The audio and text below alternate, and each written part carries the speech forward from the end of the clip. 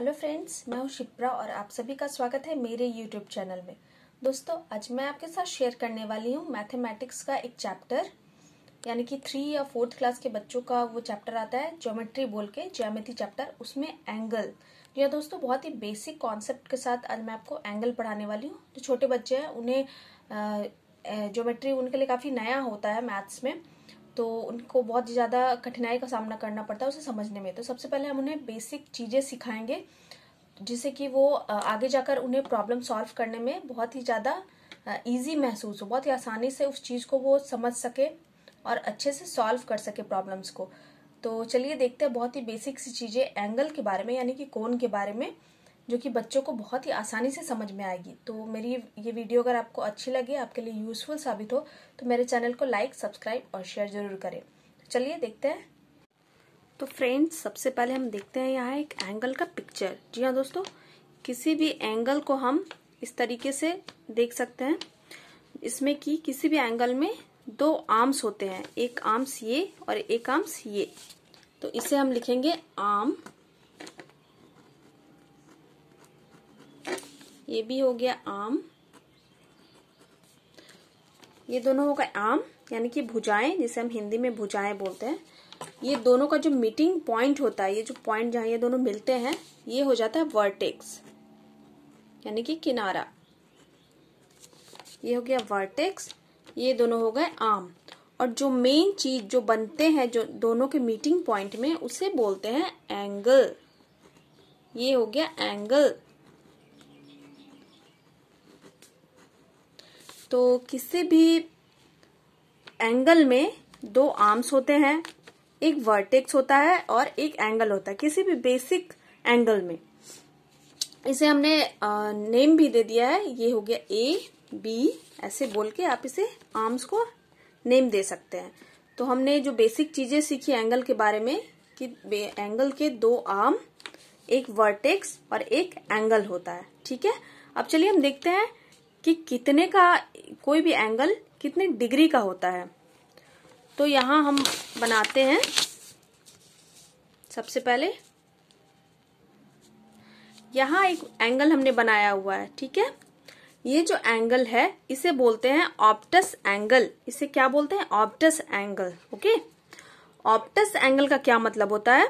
Optus angle का मतलब होता है 90 डिग्री से बड़ा और 180 डिग्री से छोटा, यानी कि वो एंगल जो कि मोर देन 90 डिग्री हो और लेस देन 180 डिग्री हो।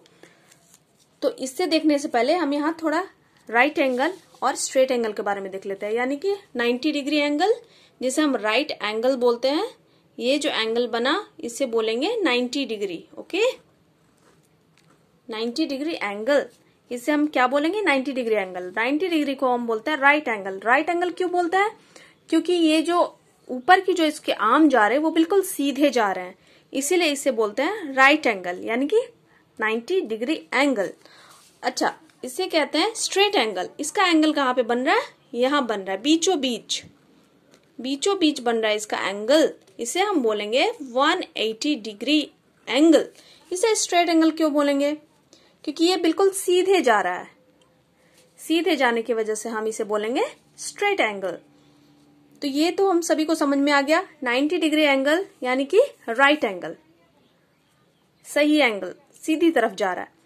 ये 180 डिग्री यानी कि इस तरीके से सीधे जा रहा है।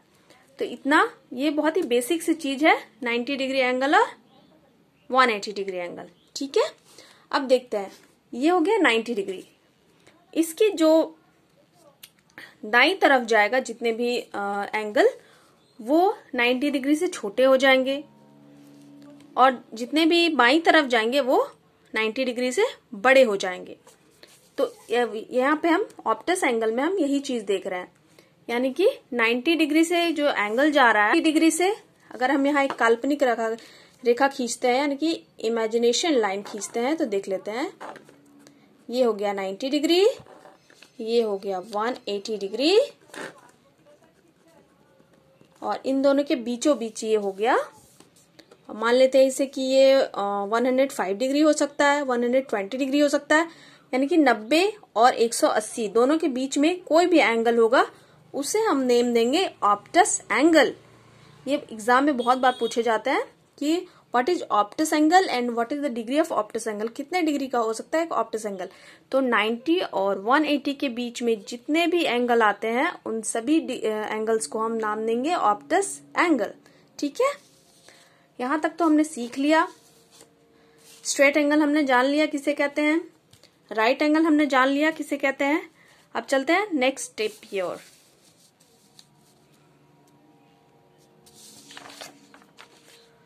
अब आते हैं एक्यूट एंगल। एक्यूट एंगल किसे कहते हैं, यहां फोकस देते हैं हम एक्यूट एंगल पे। ये है एक्यूट एंगल, यहां एक एंगल बन रहा है। ये एंगल क्या हो गया, an acute angle measures less than 90 degree. 90 degree से छोटा कोई भी एंगल, उसे हम क्या नाम देंगे, एक्यूट एंगल। देख पा रहे हैं 90 डिग्री ये जा रहा है, यहाँ मैंने एक इमेजिनेशन लाइन खींच दी है, इमेजिनरी लाइन, और ये बीचों बीच ये कितने डिग्री का हो गया एंगल, ये 45 का हो सकता है, 50 डिग्री हो सकता है, 55 हो सकता है। तो 90 और 0 डिग्री के बीच में जितने भी एंगल आएंगे उन्हें हम क्या नाम देंगे, एक्यूट एंगल। ठीक है दोस्तों, उसके बाद आते हैं रिफ्लेक्स एंगल में। यहाँ आप देख पा रहे हैं रिफ्लेक्स एंगल, ये क्या एंगल है, reflex angle measures more than 180 degree but less than 360 degree. ठीक है फ्रेंड्स, एक रिफ्लेक्स एंगल जो होता है वो 360 डिग्री से छोटा होता है और 180 डिग्री से बड़ा होता है। अब देख पा रहे हैं ये हो गया 180 डिग्री और 360 डिग्री तो हम सभी जानते हैं, एक होल एंगल, एक कंप्लीट एंगल जो होता है वो 360 डिग्री होता है। यहाँ पे हम एक बार देख ले रहे हैं 360 डिग्री एंगल ऐसे बन रहा है, कुछ जैसे एक अर्थ होती है ना, अर्थ पूरा एक 360 डिग्री मूव करती है अपने एक्सिस पे, यानी कि पूरा होल घूमती है। तो वैसे इसे भी एक नाम दिया गया 360 डिग्री को कंप्लीट एंगल। जब पृथ्वी अपने एक्सिस पे पूरा घूमती है तब उस एक्सिस को 360 डिग्री का नाम दिया जाता है, यानी कि कंप्लीट करती है उस चीज को। वैसे यहाँ एक जो एंगल बनता है उसे 360 डिग्री एंगल बोलते हैं, जिसे कि एक कंप्लीट एंगल बोला जाता है। एक कंप्लीट एंगल मेजर्स 360 डिग्री, इसे हम एक कंप्लीट एंगल बोलेंगे। तो उसी तरह रिफ्लेक्स एंगल मीन्स 180 डिग्री से बड़ा और 360 डिग्री से छोटा, 360 डिग्री से छोटा और 180 डिग्री से बड़ा। इसके बीच में जितने भी डिग्री के एंगल बनेंगे उन्हें हम रिफ्लेक्स एंगल बोलेंगे। तो ये बहुत ही सिंपल बट बहुत ही इंटेलिजेंट कॉन्सेप्ट है दोस्तों। आई थिंक आपको ये चीज समझ में आ गई होगी।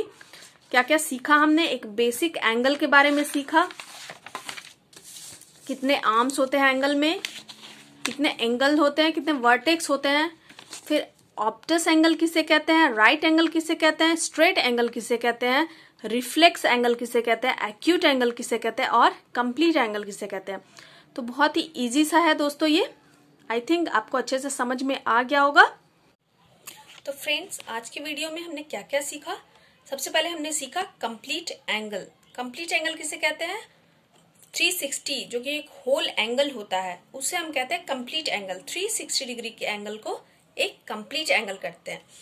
360 को अगर हम हाफ कर दें तो आ जाएगा 180 डिग्री। 180 डिग्री के एंगल को हम क्या कहते हैं, उसे कहते हैं स्ट्रेट एंगल। वो बिल्कुल स्ट्रेट बनता है इसलिए बोलते हैं स्ट्रेट एंगल। उसको अगर हम हाफ कर देंगे तो आ जाएगा 90 डिग्री। 90 डिग्री का एंगल बिल्कुल सीधे जाएगा, इसलिए हम बोलते हैं राइट एंगल। अब आते हैं कुछ डिफरेंट नेम जो है, जैसे ऑप्टस एंगल, एक्यूट एंगल और रिफ्लेक्स एंगल। एक्यूट एंगल किसे कहते हैं, लेस देन 90 डिग्री। 90 डिग्री से छोटे जितने भी एंगल्स बनेंगे, 0 से लेकर 90 डिग्री के बीच में जितने भी एंगल्स आएंगे, जैसे 45 हो गया, 75 हो गया, ये उन्हें कहेंगे एक्यूट एंगल। अब आते हैं ऑप्टस एंगल के बारे में। ऑप्टस एंगल किसे कहते हैं, 90 डिग्री से बड़ा और 180 डिग्री से छोटा जितना भी एंगल बनेगा उसे हम कहेंगे ऑप्टस एंगल। उसके बाद आते हैं रिफ्लेक्स एंगल के बारे में। रिफ्लेक्स एंगल किसे कहते हैं, रिफ्लेक्स एंगल बोलेंगे 180 डिग्री से और 360 डिग्री से छोटा, इसके बीच में जितने भी एंगल बनेंगे उसे कहेंगे रिफ्लेक्स एंगल।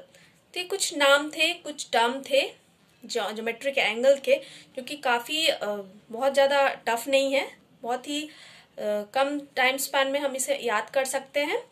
और एक बार अगर ये दिमाग में अच्छे से बैठ गए तो आगे जाकर हम बहुत ही बड़े बड़े मैथ प्रॉब्लम सॉल्व कर सकते हैं ज्योमेट्री के। तो ये वीडियो आपको कैसी लगी वो मुझे ज़रूर बताइएगा। हमने एंगल के बारे में ये भी सीखा, कितने आर्म्स होते हैं, वर्टेक्स कितने होते हैं, एंगल कितने बनते हैं। ये आपको कैसी लगी मुझे नीचे कमेंट सेक्शन में ज़रूर बताएं। नेक्स्ट वीडियो किस टॉपिक पे चाहिए आपको वो ज़रूर बताएं। और वीडियो अगर अच्छी लगी हो, आपके लिए यूजफुल हो, तो मेरे चैनल को लाइक, सब्सक्राइब और शेयर जरूर कर दीजिएगा। तब तक के लिए take care, bye and thanks for watching my video.